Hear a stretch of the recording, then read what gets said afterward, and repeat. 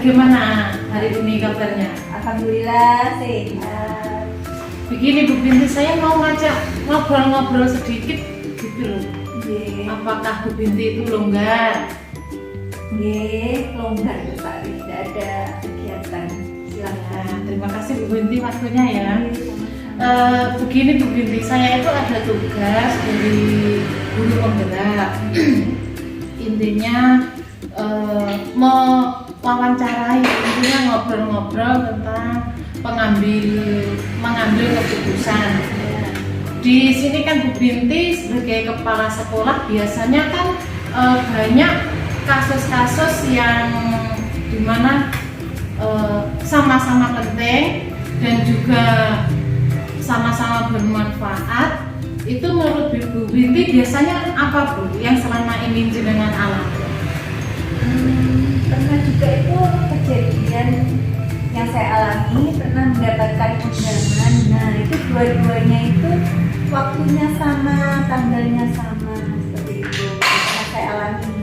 Oh begitu, jadi ada undangan sama-sama pentingnya, waktunya sama. Intinya seperti itu mesti bingung Bu Binti ya? Seperti bingung, terus gimana, sama-sama penting harus dilaksanakan juga. Terus kalau menurut Bu Binti cara mengidentifikasi masalahnya itu gimana?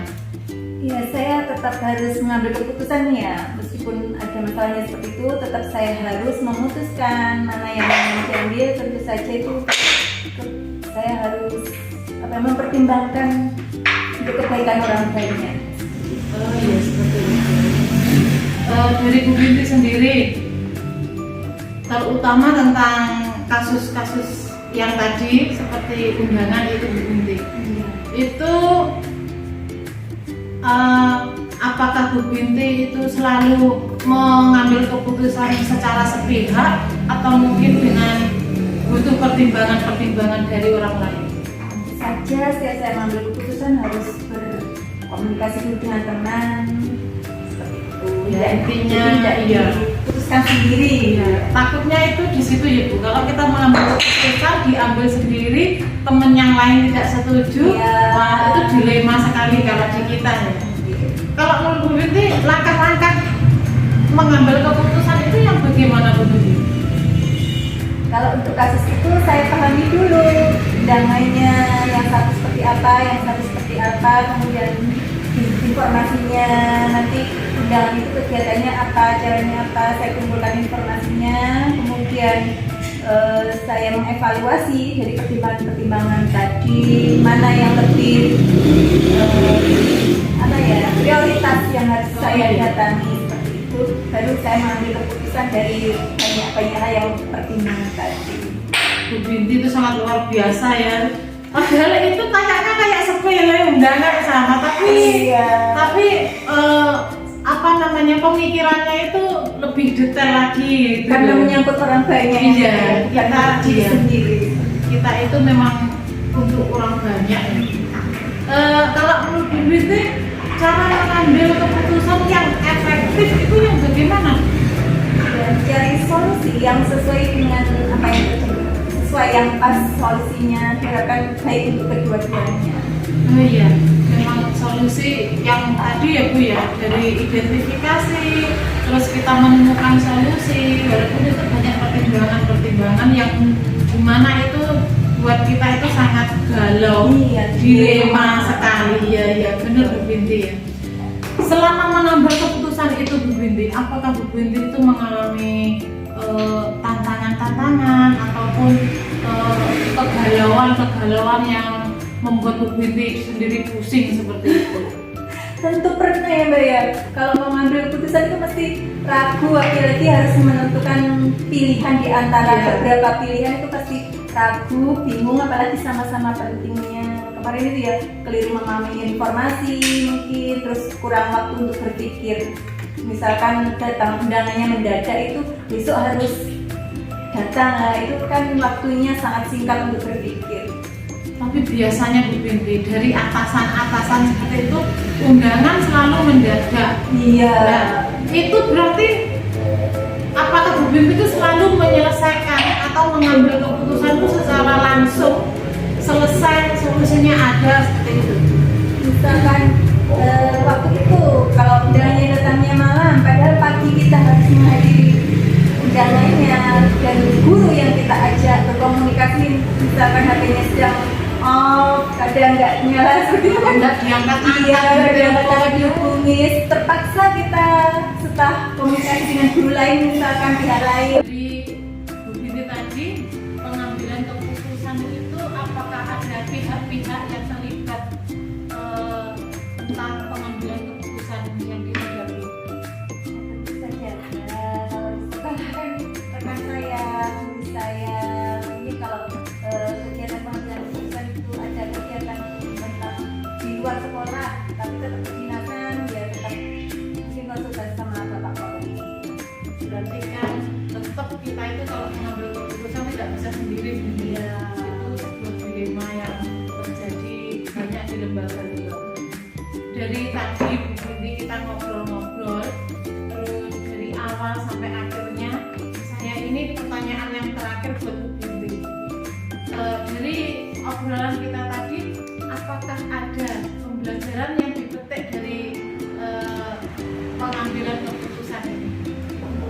Sebagai kepala sekolah yang tidak ada masalah yang muncul, ada beberapa kasus, terus saya harus mengambil keputusan, saya akan dari situ saya belajar untuk mengambil keputusan karena saya sebagai kepala sekolah. Iya.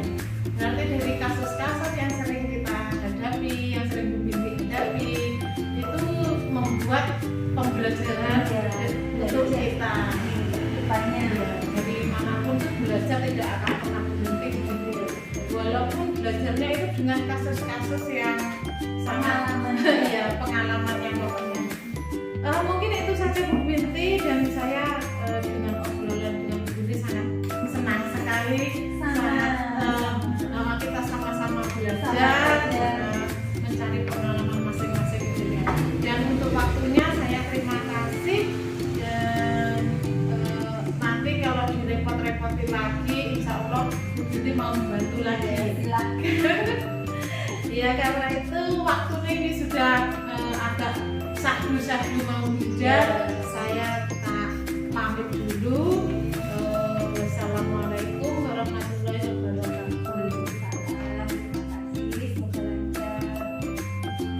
Amin, amin. Assalamualaikum Bu Riri. Sebelumnya saya minta maaf Bu Riri mengganggu waktu jenengan, karena di sini saya sesuai tugas dari guru penggerak, dan saya mau wawancara Bu Riri tentang pengambilan keputusan sebagai kepala sekolah atau pemimpin lembaga. Dari sini apakah nanti Bu Riri bisa longgar waktunya atau ada kesibukan lain? Insya Allah untuk acara ini tidak hari ini. Tapi kalau besok ada Iya. acara lain. Kita nyantai aja Bu Riri, nggih. Oke, ya. Sebelumnya terima kasih Bu Riri. Kita mulai saja Bu Riri. Selama menjadi pemimpin Bu Riri, maksudnya kepala sekolah ini, apakah Bu Riri itu pernah merasakan dilema dengan keputusan-keputusan yang membuat Bu Riri galau, ataupun keputusan yang sama-sama penting? Itu bagaimana cara Bu Riri mengidentifikasi atau menghadapinya seperti itu? Ini ya Bu Bayu, terima kasih pertanyaannya. Kalau saya sering seperti itu, jadi pas ada hari itu ada 3 acara. Nah, dari ketika ada dari acara posyandu saya juga aktif. Ya, biasanya nanti itu Terus ada acara di dinas. Nah, tak cari dulu yang terpenting yang mana. Itu nanti saya prioritaskan yang terpenting, tapi saya tetap menghadiri yang di misalnya ya di posyandu. Oke, juga posyandu saya cuman berapa menit berapa itu saya izin pulang, maksudnya saya datang ke posyandu, oke. Kemudian saya ada di UGTKI. Saya juga dari saya dulu kan ke posyandu pagi, habis itu saya izin mau ke UGTKI. Oh, berarti Temannya tetap dihadiri. walaupun waktunya tidak pagi. Tidak full. Benar, benar. Itu memang intinya kita itu semuanya bisa menghadiri itu merasa senang seperti itu, walaupun itu telat seperti itu Bu. Sering seperti itu, tapi ya itu tadi daripada tidak mendatangi sama sekali kan, Iya. nanti takutnya gini kan setiap pertemuan hanya sebulan sekali. Kalau bulan ini saya tidak hadir, bulan depan itu kan berarti 2 bulan. Nah keuangannya teman-teman itu udah bulan Iya, juga. Iya, Makanya saya tetap biarpun cuma sebentar, tapi saya hadir lagi. Namanya silaturahmi Mbak, Berarti tetap. Bu tadi langkah-langkah dalam mengambil keputusan itu melihat dulu yang lebih prioritas yang mana kan gitu. Benar Bu. Selain itu Bu, mengambil keputusan itu yang selama ini yang paling efektif itu caranya Bu itu apakah ya mengidentifikasi apa namanya mana yang lebih penting atau yang lebih diutamakan seperti itu. Iya, jadi saya lihat dulu ini ada undangan. Seperti besok itu ada undangan Mbak. Itu ada undangan rapat koperasi untuk KPR Koperasi. Tapi karena kemarin saya anggota mereka, tapi ada perencanaan untuk anggaran tahun depan. Jadi tetap saya juga ikut hadir karena itu dari mandat dari PNS yang anggota di TK yang anggota di koperasi itu tinggal 3, saya pilih sama Bu T. Nah kemarin itu sudah tak tawarkan, ini ada undangan di koperasi, gimana nih apa monggo yang datang. Ternyata bukan nyalahin, kemudian nunggu dulu. Jadi aku nyalahin ya sudah, akhirnya saya datang besok. Nah kan 2 Mbak, saya juga ngajar besok. Nah saya tapi hari ini sudah saya siapkan. Besok itu kegiatan anak-anak untuk besok itu sudah saya siapkan. Saya tetap datang besok. Undangnya jam 8 di KPR jam 8. Saya besok tetap datang di sekolah pagi Mbak, biasanya nggak ada gurunya ini datang ke sekolah. Di sekolah dulu Tetap yang sekolah diutamakan ya. Habis itu ke sekolah anak-anak kan nanti ada pelatihan awal pelajaran. Itu saya tetap ada di situ. Nanti setelah masuk kegiatan itu baru saya kasih tugas. Saya berikan ke guru yang lain. Saya izin ke Selanjutnya. Selama itu juga Bu Wiwi, untuk pengambilan keputusan itu apakah ada tantangan ataupun kendala-kendala itu di sisi mananya Bu? ada. Kalau di sekolahan, kalau saya tinggal itu kan anak-anak Mbak. Kalau ditinggal, ini tugasnya belum selesai, jamnya harus ke sana. Seperti kemarin itu waktu dari apa Mbak itu, waktu terjiro acara di DKI itu juga sama. Pas hari itu harusnya jam 8 saya harus sampai sana. Ternyata teman saya bikin otomatis tetap saya dilema. ya saya tetap di sekolah dulu, saya utamakan di sekolah dulu. Dan kok materi di sana saya minta ke teman-teman yang biasa. Itu salah satu tantangan yang mana membuat kita itu sebagai guru tetap dilema. Walaupun apapun kegiatannya itu tetap kita mengutamakan yang diprioritaskan yang dia aja ya kebutuhan murid kita. Iya, yang utamakan anak-anak juga. Tanggung jawab kita kan untuk ini ke anak. Prosesnya kan juga panjang. Kalau dicur nih, kita udah lama terserah posisi Pak saya kita nggak tahu. Itu komitmen yang luar biasa Wah. ya, seperti itu. Alhamdulillah.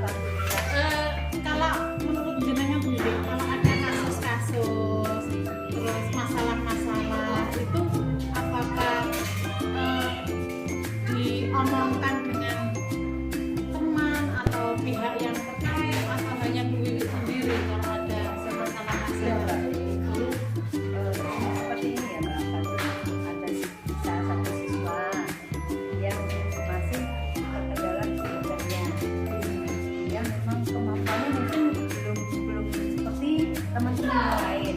Targetnya belum keluar minat bakatnya. iya benar. Targetnya ya anak-anak hari ini misalnya hari ini sudah mengenal huruf abjad ya. Ternyata satu anak itu dia juga minat sama sekali, juga minat. Ya akhirnya orang tua Diikutkan juga. orang tua akhirnya dia ada gurunya kemudian tak anu dia nanti video dia orang tuanya tahu karena orang tuanya itu orang tuanya Kerja. kerja. Nah, otomatis dia itu beranggapan berhasilnya anak belajarnya dia, anak dia itu dari guru, padahal sehari 24 jam loh Mbak. Anak di sekolah cuma 2 jam. 2 jam. Nah, selebihnya itu di mana? Kan orang tahu kan harusnya yang berperan. Kalau enggak, kalau dia sebetulnya guru yang bertanggung jawab. Guru itu harus bisa membuat anak saya bisa baca. Padahal di sekolah anaknya nggak bisa baca, nggak minat sama sekali. Akhirnya ya sudah,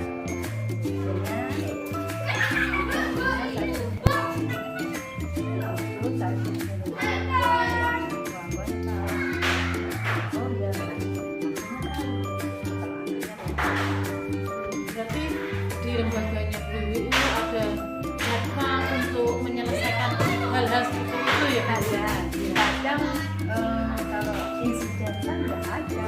Tetap ada Bu, di lembaga manapun mungkin juga ada yang lagi Bu Wiwi ini yang untuk pengambilan keputusan. Kalau Bu Wiwi tidak bisa mengambil keputusan sendiri, yang paling utama jadi patokannya Bu Wiwi itu siapa?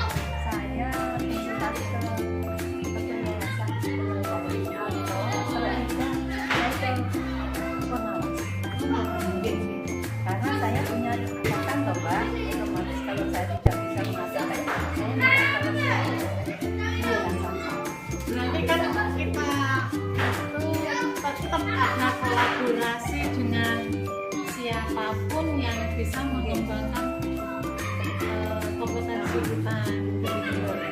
Berarti Bu itu kan sudah lama jadi pemimpin atau kepala sekolah. Berarti kan kasus-kasusnya seperti itu sudah biasa. Iya, Dari kasus-kasus itu Bu Wiwi yang diambil hikmah atau bisa petik kebaikannya itu yang gimana ya Bu Wiwi untuk Bu Wiwi sendiri? kalau saya kasus-kasus ini mereview saya sendiri, kesabaran saya, disiplinan saya, bagaimana. Berarti dengan banyaknya kasus itu Bu Wiwi bisa belajar. Berarti menyikapi seperti itu kan dengan mudah karena refleksi ya. Tetap belajar itu tidak sampai di sini saja kan. Sampai akhir hayat pun kita tetap belajar. Mungkin wawancara saya sampai di situ aja Bu Wiwi. Ya cuma segitu, tapi kalau ngobrol lama kita enggak selesai Bu Wiwi. Saya ucapkan terima kasih Bu Wiwi. Semoga Bu Wiwi tetap dengan kasus-kasus yang dialami ataupun kebaikan-kebaikan yang Bu Wiwi sampaikan kepada anak-anak itu bisa membuat barokah sendiri buat Bu Wiwi sendiri.